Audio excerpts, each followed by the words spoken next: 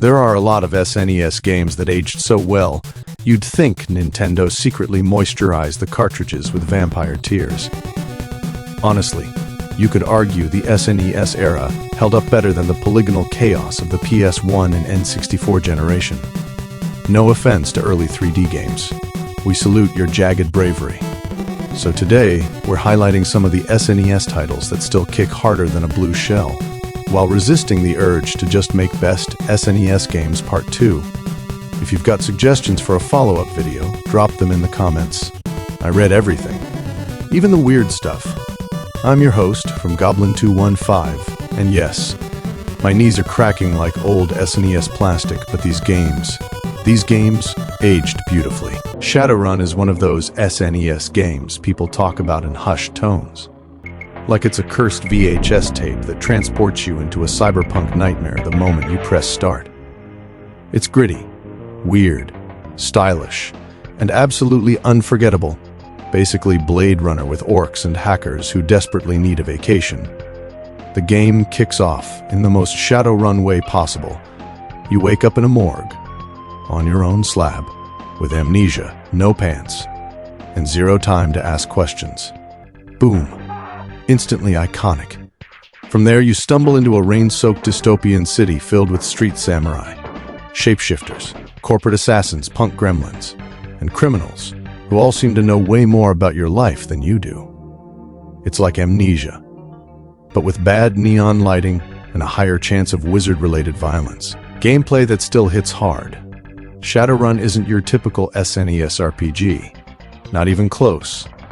It blends action combat, real-time shooting, skill-based leveling, and magic systems that actually require strategy.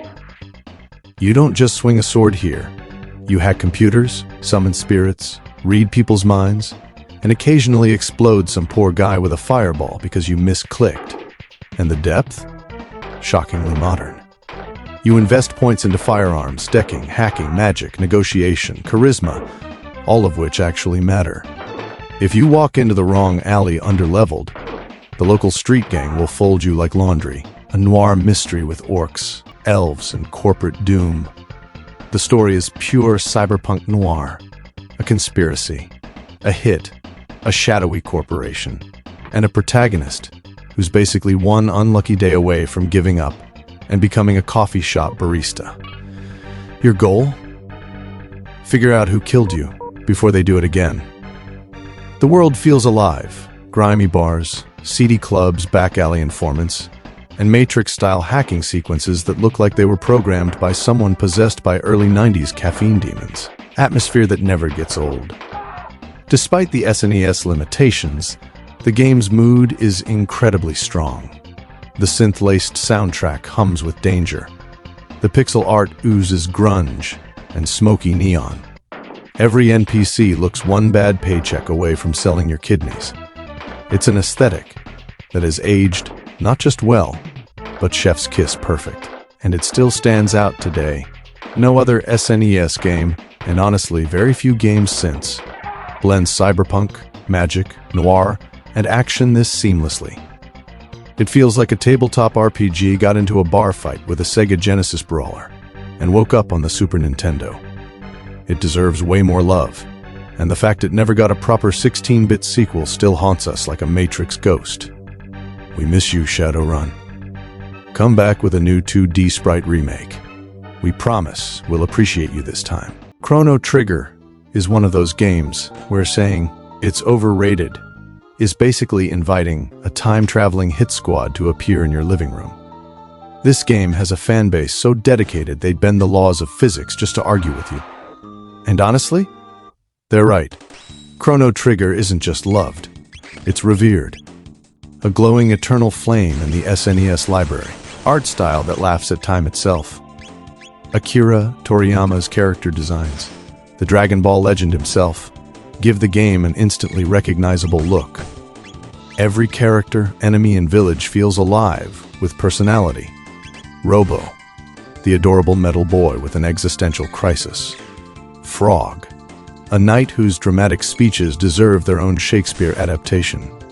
Magus, the edgiest man in the SNES galaxy. Isla, Who could body slam a T-Rex before breakfast? The environments? Gorgeous pixel perfection. Prehistoric jungles, haunting futuristic wastelands, mystical medieval castles, all seamlessly connected across eras. Music that lives in your head rent-free. Yasunori Mitsuda composed so hard he literally got sick. Nobuo Uematsu stepped in to finish the soundtrack. Two gaming music legends tag-teamed this soundtrack into immortality. Whether it's Corridors of Time, Secret of the Forest, Undersea Palace, or Magus's Battle, the theme that makes you feel cooler than you actually are.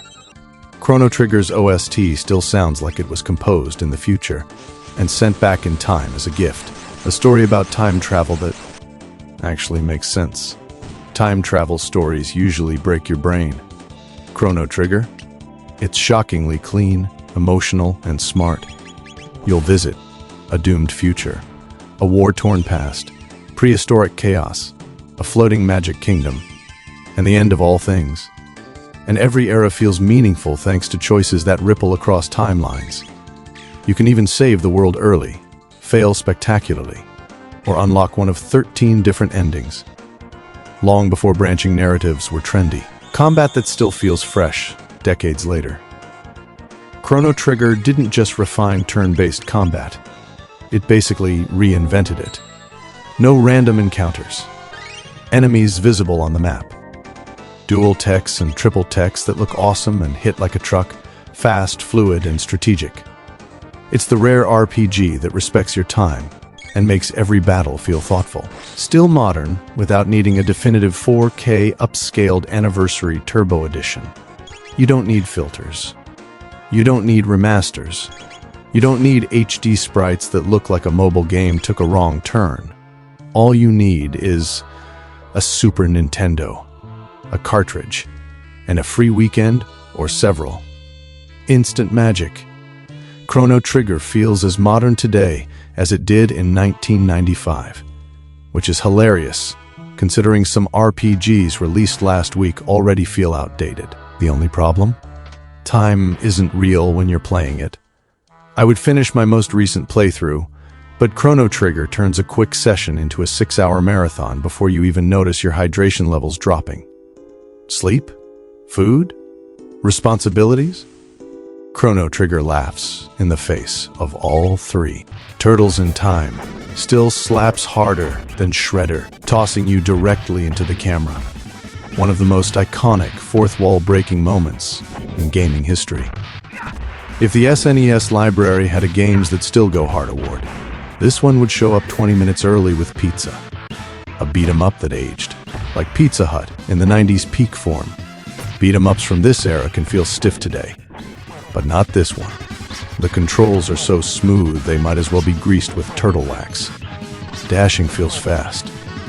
Grabbing enemies is easy and ridiculously satisfying. Throwing foot soldiers into the screen? Therapy? Co-op chaos? Pure bliss. It's the kind of game where even your friend who only plays Minecraft can jump in and instantly start yelling. Levels that are burned into your childhood memory. Every stage is a classic. Each level has its own flavor, enemies, and boss fight. And everyone feels like it was crafted by someone who said, "What if we make this level fun as hell?" Time travel logic? Absolutely zero. Fun factor? Maxed out. Does the plot make sense? Absolutely not. Shredder sends the turtles through time because reasons. Evil reasons. Science reasons. Plot convenience reasons. But who cares? When a game lets you fight, dinosaurs, pirates, aliens, robots, and Krang in a suit 2 sizes too big. You don't ask questions. Arcade roots. SNES refinement. The SNES version wasn't a lazy port. Konami practically rebuilt the thing to run beautifully on 16-bit hardware. Crisper graphics. Better soundtrack arrangements. A couple exclusive stages. Boss fights tweaked to be smoother and more fair. Co-op, tuned for home play. It's shockingly close to the arcade version. Some would argue even better. Bosses you still remember decades later. From Baxter Stockman flying around like a little mutant mosquito you desperately want to swat, to Slash doing Slash things, mostly beating you senseless. This game's bosses are legendary. And then there's Super Shredder, who has absolutely had it with your nonsense, and starts shooting magic fire like he unlocked cheat codes, a party game. Even if nobody at the party knows TMNT. You don't need turtle knowledge, turtle lore, turtle trivia, or turtle wisdom. Just pick a color and start swinging. Whether you yell, "Cowabunga," or "Dibs on the pizza," it all works. Why it still holds up. Turtles in Time is one of the SNES games that just feels right. Responsive, bright, bold, and endlessly replayable.